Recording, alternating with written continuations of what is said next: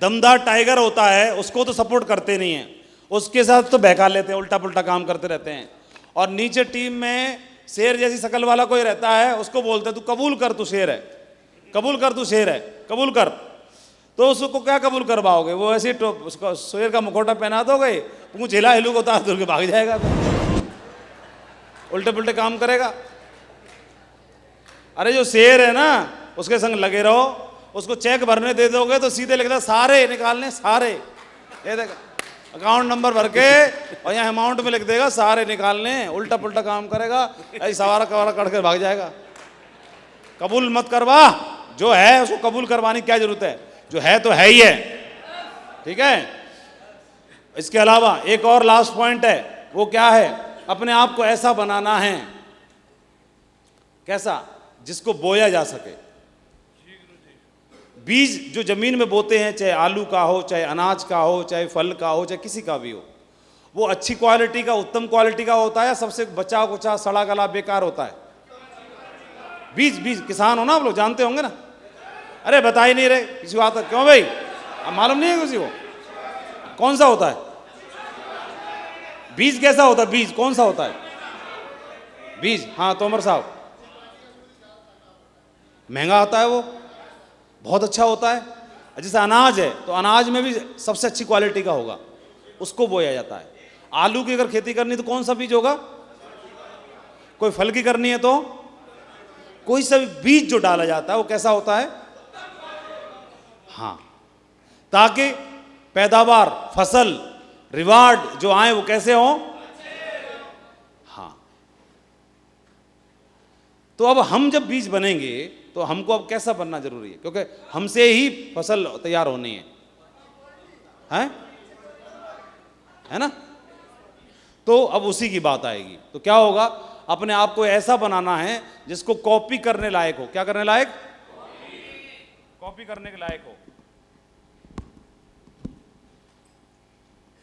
जिसको कॉपी किया जा सके, जिसको डुप्लीकेट किया जा सके, जिसको बोया जा सके। क्या? बोया जा सके, हैं? और बोने से फसल तैयार होगी। आप जानते हो, आप अपनी टीम के सेनापति हो, हेड हो, तो आपको देख के तो आपकी जैसी टीम बनेगी ना। किसी भी आदमी की हरकतें देख के पता चल जाएगा कितनी बड़ी टीम बनाएगा। भविष्यवाणी की जा सकती है हमारे बिजनेस में, पता चल जाएगा इसकी टीम कितनी बड़ी बनेगी। तो अब इनमें कौन कौन सी क्वालिटियों का ध्यान रखना पड़ेगा, ये भी तो जानना चाहोगे ना आप, हैं? क्या क्या जानना चाहोगे? जिसको बोया जा सके तो उसके लिए क्या क्या ध्यान रखना पड़ेगा? उसके लिए हमें क्या करना है कि ऐसे फुटप्रिंट छोड़ने हैं। बोया जा सकेगा मतलब, कॉपी किया जा सकेगा मतलब, हमें अपने व्यवहार से और अपने क्रियाकलाप से और अपने कमिटमेंट से और अपनी मेहनत से और अपने जो भी कार्यशैली से हमें ऐसे फुटप्रिंट्स बनाने हैं जिसको कि हजारों लाखों लोग आकर के फॉलो करते करते करते करते अपनी मंजिल पर पहुंच जाएं, है ना। तो जब हमको कोई फॉलो करने वाले लोग हैं, हमारे पीछे पीछे चलने वाले लोग हैं, कोई ऐसे अनजान रास्ते पर जहां पर फुटप्रिंट्स बन जाएं, जंगल है उसमें अगर फुटप्रिंट्स बन जाएं, उस जंगल को, उस फुटप्रिंट्स से किसी व्यक्ति ने प्रयास करके जंगल को क्रॉस कर लिया, पार कर लिया, तो कोई और बाकी हजारों लोग जंगल में अगर फंस जाएंगे तो उन्हीं फुटप्रिंट्स को फॉलो करते करते करते करते उस जंगल को वो भी पार कर सकें, है ना। तो ऐसा तो उल्टा पुल्टा काम तो नहीं करना चाहिए ना। फुटप्रिंट्स बढ़िया बनने चाहिए, नहीं बढ़िया बनने चाहिए। तो हमें ऐसे फुटप्रिंट्स बनाने हैं।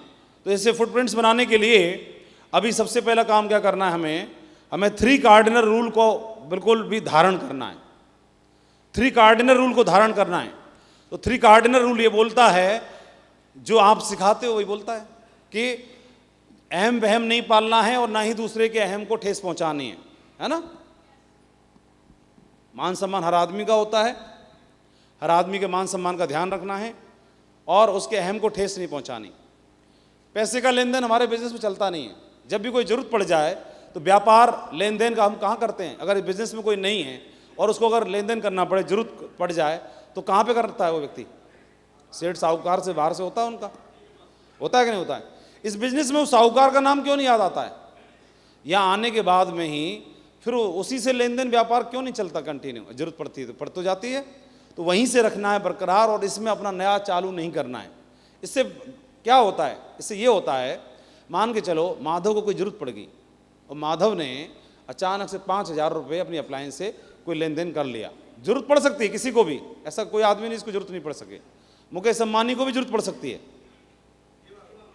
लेन देन के लिए मना नहीं है, लेकिन क्या है, माधव को अगर जरूरत पड़ गई और माधव ने क्या बोला कि गुरुजी, नरसिंह ग्रेवाल गुरुजी को बोला 15 दिन बाद ही चेक बन रहा है, मैं दे दूंगा, आपको कर दूंगा।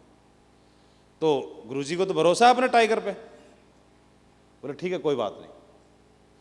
अब क्या हुआ, 15 दिन में अचानक से चेक तो मेरा बना, लेकिन कोई और ऐसे काम जरूरी लग गए, उनमें क्या हुआ, वो चेक फेक सब सेटल हो गया। और मैं अभी फिलहाल मेरे को लग रहा है कि 7 दिन और लगेंगे, अगले हफ्ते दूंगा। तो मैं सोचा क्या बताऊं उनको, अगले हफ्ते दूंगा, दे ही दूंगा सीधा, बताने की क्या जरूरत है ना। तो भी क्या हुआ, नरसिंह ग्रेवाल जी का फोन आया, देखा कि महागुरु जी नरसिंह ग्रेवाल जी का कॉल आ रहा है।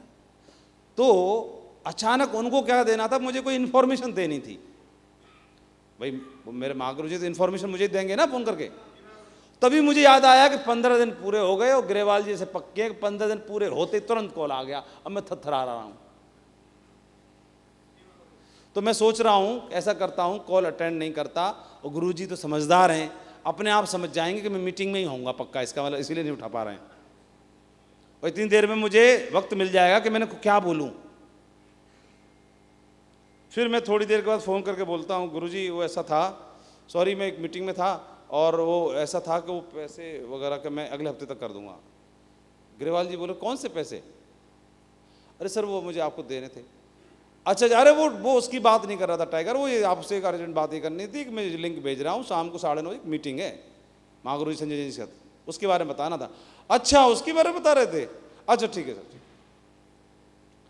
जब भी मेरे दिमाग में बात अगर कॉल आएगा तो बार बार मुझे क्या याद आएगा, मुझे पैसे के लिए फ़ोन कर रहे हैं। 2-4 बार तो उठाऊंगा और 2-4 बार फिर मैं सोचूंगा यार रहने ही दो।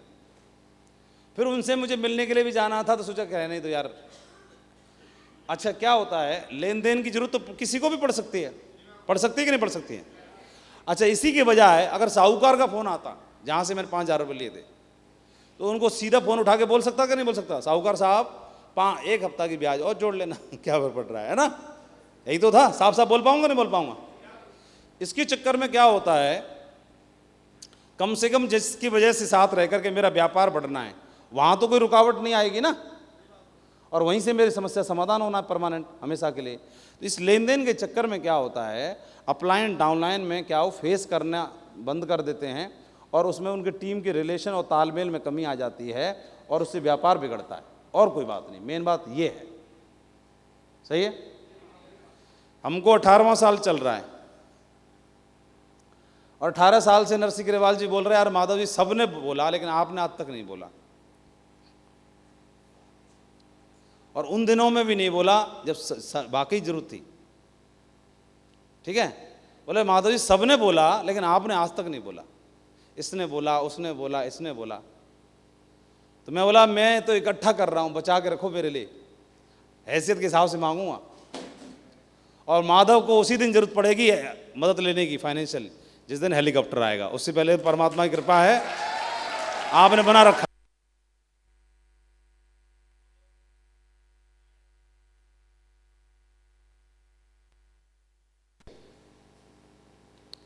वो बोले माधव यार उसका फ़ोन आया था, मैं ठीक है। अरे यार वो मेरे को मालूम है 500 रुपये इतने उसने दिए नहीं थे शुरू में जब सिल्वर था, तो मुझे लगता है अभी तो खैर बहुत बड़ी पोजीशन पर है, जो 500 नहीं दे सकता तो 5 लाख कहाँ से देगा। तो क्योंकि मैंने ट्रायल तो उसको तभी कर लिया था, उसको याद ही नहीं थी 500 की, इसलिए। लेकिन आप बताओ आपको क्या कर जरूरत पड़े बताना। मैं बोला मेरे मांगने से पहले ही आपका आ जाता है मेरे पास, क्या कर व्यवस्था पहले दिला रहे उधर से। अच्छा तो उससे क्या होता है, 17 सालों में 18 सालों में हमारे को, जैसे मुझे मालूम है ना कि अगर ग्रेवाल साहब साहूकार हैं, खूब पता है, मोटे मोटे चेक आते हैं, सेठ आदमी है ये तो मुझे ऐसे ही एक आध और सेठ का भी तो नाम पता है ना, बाहर वाले का है ना, उधर से सेटलमेंट में कर सकता हूँ, क्या दिक्कत है, कर सकता हूँ नहीं कर सकता हूँ। उससे क्या है कि मेरा व्यापार प्रभावित ना हो, कभी भी प्रभावित नहीं होना चाहिए, इससे लेन देन का ध्यान रखना है। और इसके अलावा कोऑर्डिनेट विद ये ईगो और स्पाउस।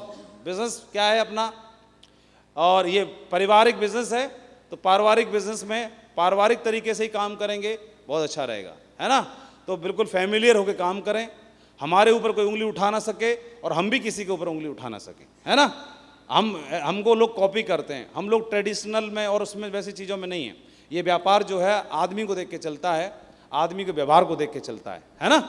हमको लोग पसंद करते हैं, इसीलिए हमारे साथ जुड़ते हैं, इसीलिए हमारी टीम बनती है। तो हमें ऐसे करने हैं, देखो मैं कर लूँगा, सिर्फ मेरे तक सीमित हो तो मैं कुछ भी करने का अधिकार रखता हूँ, लेकिन मैं मेरे तक सीमित नहीं हूँ ना। माधव को और भी तो हजारों लोग देख रहे हैं ना, फुटप्रिंट छोड़ रहा हूँ ना, फिर बाकी लोग उसको कॉपी करेंगे, देवेंद्र जी उसको कॉपी करेंगे, वो तो कॉपी करने लायक है क्या। फिर बाद में बोले यार ऐसे गलत काम नहीं करते बेटा, उसे ये नहीं मालूम कि गुरुजी तुम्हारे ही तो फुटप्रिंट पे चल रहा हूँ, है ना, तो गड़बड़ हो जाएगी। इसलिए क्या करना है, हमें क्या करना है, ऐसे फुटप्रिंट छोड़ने हैं जिनको फॉलो किया जा सके। तो इसमें इसका ध्यान रखना है। For every new venture coordinate with upline, upline से डिस्कस करके सलाह मशवरा करके खूब बातचीत करिए। और जहां पर ट्यूनिंग बढ़िया होती है वो महीनों, मतलब वहां पर क्या होता है, आप घंटों तक बातचीत कर सकते हैं फिर भी बातें खत्म नहीं होती हैं। कोऑर्डिनेट बना करिए और नेवर स्पीक नेगेटिव, और डिस्कशन मत करो नेगेटिव, कोई फायदा नहीं है नेगेटिव डिस्कशन करने से, है ना। डिस्कशन करने से और डाउनलाइन अगर नेगेटिव बोल रही है तो हाँ में हाँ मत मिलाओ, क्योंकि बेकार हो जाएगा। बढ़िया उसके दिमाग में कोई बात है उसको थर्ड पार्टी करा करू के सेट करके आगे बढ़ो। नेगेटिव डिसीजन में कोई कुछ रखा नहीं है और सब चीज़ें टेम्परेरी हैं, है ना। इनका 3 कार्डिनल रूल का इस्तेमाल करना है, ध्यान रखना है। आपने देखा होगा सबसे सख्त व्यापारी जो होता है पानीपुरी वाला, सबसे ज़्यादा लड़कियां उसके आगे पीछे रहती हैं, और कितनी भी कोई लड़की स्माइल दे लेकिन टाइगर अपनी गिनती नहीं भूलता है। और कई बंदा कोई बोलता है कि यार हंसी तो फंसी, इससे कन पड़ जाता है, बोला तो कितनी भी मुस्कुराहट देती रहे, बोलता है तुम्हारा एक पत्ता पूरा हो गया है। ठीक है कि नहीं ठीक है, दूसरी प्लेट चालू करूं कि नहीं करूं, है।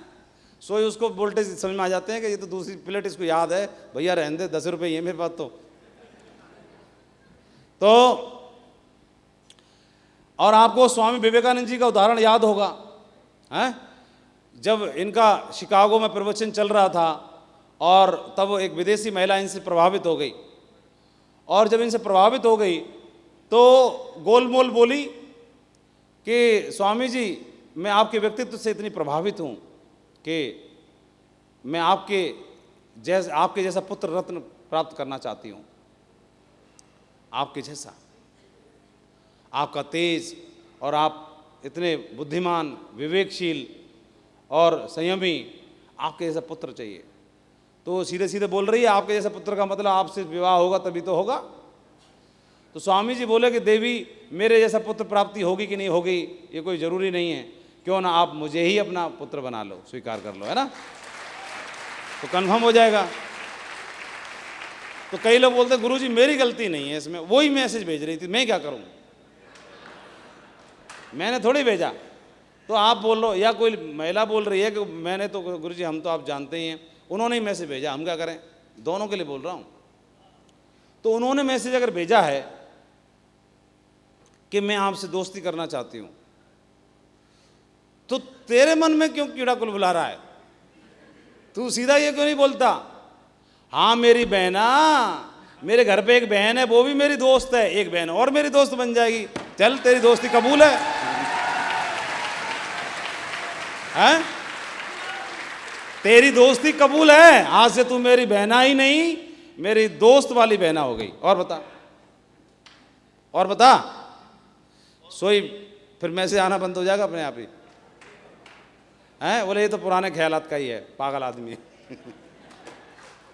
हैं?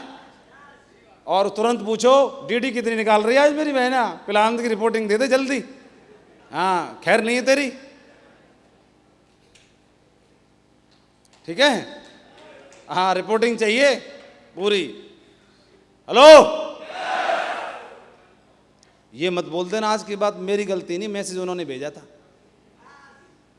ठीक है, गलती सराहर से तुम्हारी निकलेगी घूम फिर के, ठीक है जी, हाँ। और अगर मैसेज आया है तो तूने बताया क्यों नहीं अपलाइन को, आज तक छुपा के क्यों बैठा है, अपलाइन को क्यों नहीं बताया गुरुजी मेरे को मैसेज आया क्या करूं, जीवन में एक ही बार आया था विजयपाल जी को मैसेज।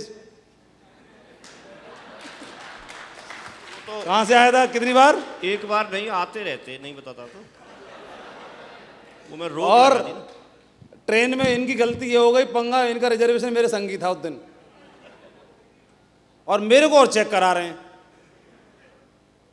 गुरुजी मैसेज आया, मैं क्या करूं? मैं कहा हम बताते हैं क्या करना है, जो मेरे गुरुजी ने मुझे बताया था वही मैं तुमको बता देता हूं। सर ने बताया, ठीक है। मुझे भी आया था पहले। उसी दिन रिप्लाई हो गया, उसके बाद कभी दोबारा आया क्या? उसके बाद नहीं आया कभी। वो पता चल गया तो पुराने ख्यालात का पागल आदमी है, हैं?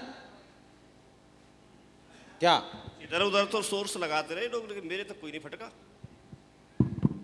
चलो बहुत बढ़िया। तो ये लड़की को आपने सुन ही लिया, हैं? हाँ, तो 3 पावर्स का इस्तेमाल करना है ना? Power of submission, power of spoken word और पावर ऑफ यूनिटी।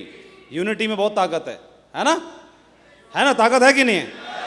बचपन में कहानी सुनाते हैं, नहीं सुनाते हैं मैडम जी, कि एक पिताजी ने अपने 4 बेटों को बुलाया, वो आपस में लड़ते झगड़ते रहते थे, चारों को लकड़ियों का गट्ठर बना के दिया, अकेले अकेले दिया तो तोड़ के ले आए, जब बांध के दे दिया तो कोई भी नहीं तोड़ पाया। तो पिताजी ने बोला कि तुम भी बंध जाओ, दुनिया की कोई ताकत आपको भी तोड़ ना पाए, है ना? अपलाइन डाउनलाइन में बंध के रहिए, दमदारी से रहिए, है ना? अब नहीं आवाज निकल ली बिट्टू की, हैं? हाँ, जो महागुरु जी तुम्हारे जो कर सकते हैं वो जीवन में दूसरा आदमी नहीं कर सकता है। हाँ सही है, ताकत बन के रहना है उनकी। हाँ, इसके अलावा पावर ऑफ स्पोकन वर्ड, जो बोलते हो वो होता है। दमदारी के साथ बात करिए, सबमिशन के साथ काम करिए। और आदमी, अंधा आदमी सबमिट कर देता है किसी आंख वाले को, तो कभी आंख, अंधे व्यक्ति का कभी एक्सीडेंट नहीं होता है, होता है आंख वाले का ही है, ओवर कॉन्फिडेंस में आकर के। इसलिए ध्यान रखिए, और बहुत बड़ा काम खड़ा होगा, इस बात को मानिए, पहचानिए। इसके बारे में और ज़्यादा समझना है तो 3 पावर्स के ऊपर बहुत सारे ऑडियो वीडियो किताबें हैं, उनको सुनो समझो। इसके अलावा एथिकल बिजनेस करना है। एक बार एक गिफ्ट शॉप पे वकील साहब गए, उन्होंने 40 खूबसूरत कार्ड खरीदे, ग्रीटिंग कार्ड, और सब पर उन्होंने भेजने वाले की जगह पे लिखा, हेलो जान, पहचान गए ना, शाम को मिलो, आई लव यू। ऐसे करके वकील साहब ने लिख लिख के कार्डों पर और ऐसे लिख दिया। दुकानदार ने पूछा ये क्या मामला भाई? तो वकील साहब ने बताया कि पिछले वैलेंटाइन डे पर आसपास की कॉलोनी में मैंने ऐसे 20 कार्ड भेजे थे, तो कुछ ही दिन में तलाक के 4 केस मिल गए थे, इसलिए इस बार 40 भेज रहा हूं, धंधा डबल करना चाहता हूं।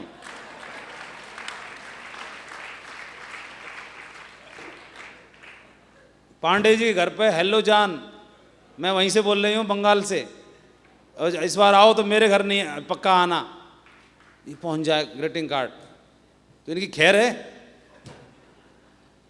गलत काम करना सिखा रहा ना ये।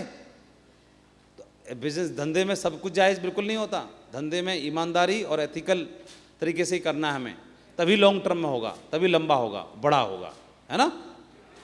बड़ा तभी होगा ना। हेलो, हाँ, इसीलिए हमें एथिकल तरीके से काम करना है। अच्छाई बुराई इंसान के कर्मों में होती है। कोई बांस का तीर बनाकर किसी को घायल करता है, तो कोई बांसुरी बनाकर बांस में सुर को भरता है ना? जो बोएंगे वही काटेंगे, जो वही पाएंगे। अपनी $1 मिलियन स्टोरी तैयार करनी है, क्रिएट करनी है। Create your $1 million story. तो जो $1 मिलियन स्टोरी तैयार करोगे तो उसमें आपके एक्शन, आपका व्यवहार, सारी चीज़ें झलकनी चाहिए। आपसे लोग प्रभावित होंगे, इस प्रभावित करने का बिजनेस है, इसलिए प्रभावित होंगे तो अपनी स्टोरी को तैयार करिए, और ऐसी स्टोरी बननी चाहिए कि सबसे ज़्यादा लोग आपकी स्टोरी को, सक्सेस स्टोरी को पसंद करें। सही है? जोरदार तालियां होनी चाहिए जसवीर सिंह जी की तरह, है ना? आपके रोल मॉडल, आपके लीडर।